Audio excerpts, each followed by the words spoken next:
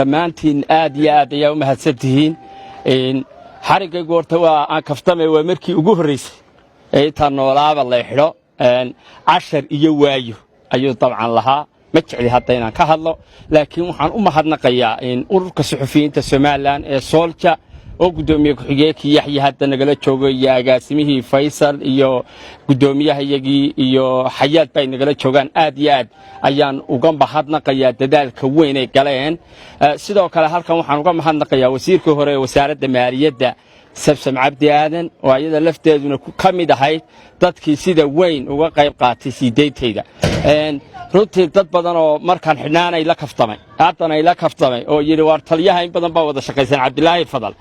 war Cabdilaahi Fadal waxaan haddana isku haynaa ma jirtaa in taliyahaygu weeyay isna waan u mahadnaqayaa sidoo kale wasiirkii hore wasaaradda madaxtooyada Maxamuud Xaashi